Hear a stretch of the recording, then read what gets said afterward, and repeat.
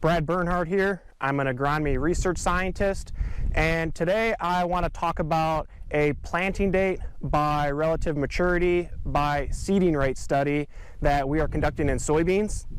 Today I'm in Clinton, Illinois, which would be the central part of the state. In this particular study, we have a range of relative maturity soybeans from a 1.8 to a 3.0 RM. Also, we have seeding rates of 100,000, 140,000, and 180,000 seeds per acre. The planting dates in this study were April 26th, May 5th, May 22nd, and June 2nd. And we targeted those dates to be late April, early May, late May, and early June. This study will answer many questions, the obvious ones being when is the best timing to plant soybeans, what is the optimal RM to be planted for the given geography, and what seeding rate is needed to maximize soybean yield.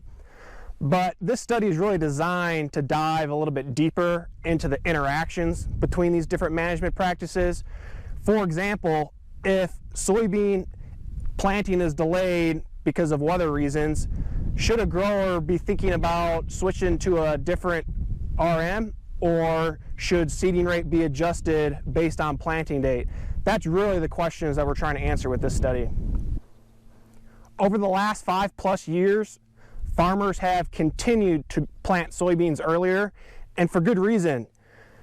Data has shown that soybeans planted in the middle to late April typically yield greater than late May and June planted soybeans. Previous research conducted by the Agronomy Research Group shows that yield is maximized when planting soybeans before the middle of May. If planting is delayed beyond mid-May, yield potential is reduced about 0.5% per day. Planting early results in more rapid canopy closure, maximizing light capture. Full canopy closure, while the days are still long in mid to late June, results in an increase in photosynthetic potential of those soybeans. Now, planting early coupled with a full season variety for the given geography allows that plant to utilize the entire growing season to produce grain yield. It increases the opportunity for not only vegetative growth and node establishment, but also lengthens the time for pod formation and grain fill. Typically, full season varieties have a higher yield potential than short season varieties. If planting later, typically it is not necessary to switch to a shorter RM variety unless planting is delayed into the middle of June. In this case, it would be better to select a variety that is about 0.5 RM shorter than what you were going to plant. For example, switching to a 2.5 instead of a 3.0 soybean. Corn maturity is driven by temperature and growing degree days, whereas soybeans are a photo period sensitive crop. This means that the soybean plant progresses through its life cycle based on the relationship between the length of night and day. Soybeans begin to flower when the length of the night becomes longer. So this would be after the summer solstice on June 21st. Now, if you were to plant earlier or later than normal, soybeans can adjust and flower earlier or later than this date, but in general, soybeans will flower around the summer solstice. Because of this, the number of days required for soybeans to reach R1 or flowering declines as planting is delayed. Also, the number of days required for soybeans to progress from R1 through R6, or when soybeans begin to drop their leaves, also decline as planting is delayed. Again, to maximize soybean yield, it is important to utilize the entire growing season, which means planting early. One interesting thing about soybeans, because they are a photoperiod sensitive crop, is that if you are farming near a street light, and you're planting soybeans, you will notice that those soybeans around that light will stay green throughout the fall, and that's because those soybeans are not sensing the length of night getting longer, and they do not progress through the reproductive stages. During harvest, if you come up on those soybeans and they're still green, I recommend not harvesting them. Although it is tempting to get every last soybean in the field, it is a good idea to go around them so you do not plug the combine, based on personal experience. Multi-year seeding rate trials have shown that achieving a final stand of at least 100,000 plants per acre is important to maximizing yield potential. Final plant stands below 100,000 plants per acre typically tend to yield less.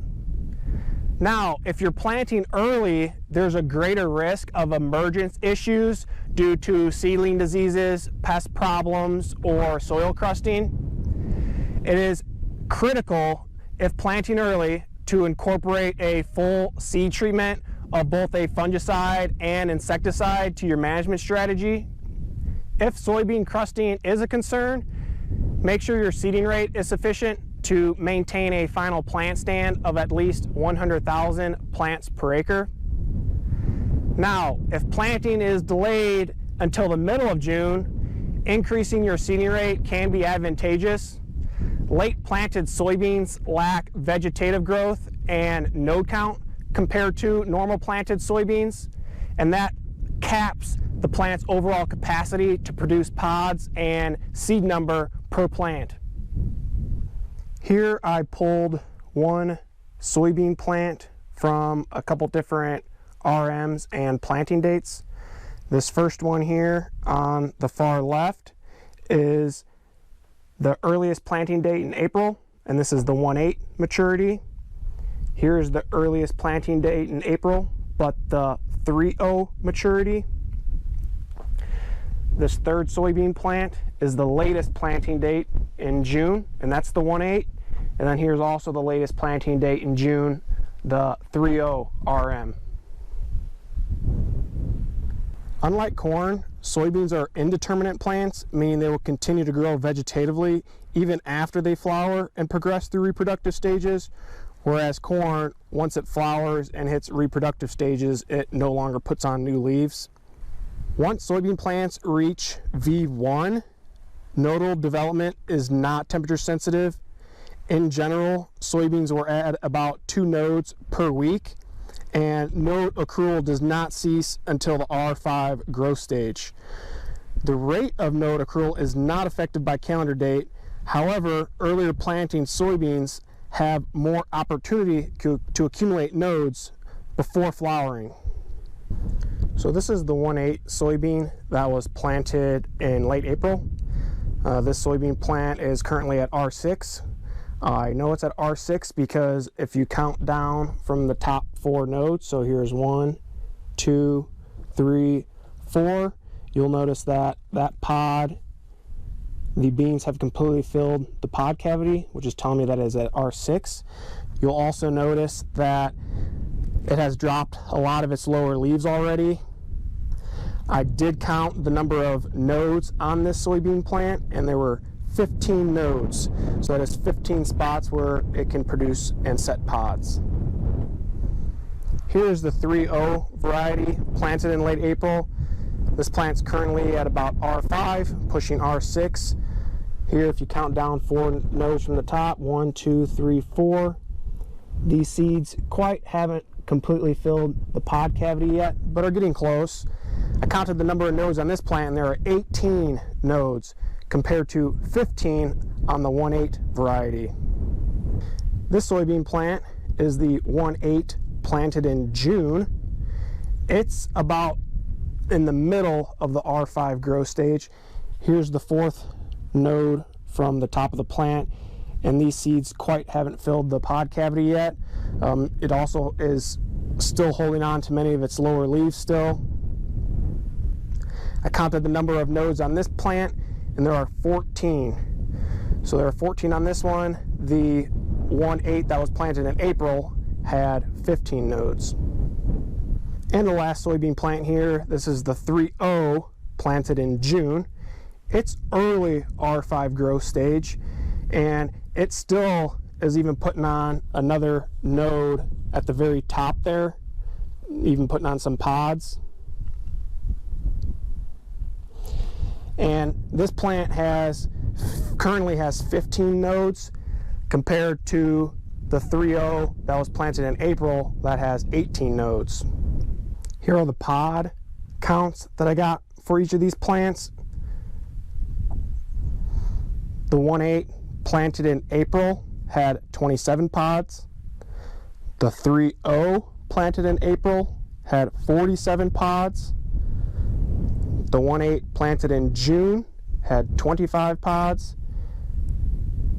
And the 3.0 planted in June had 37 pods.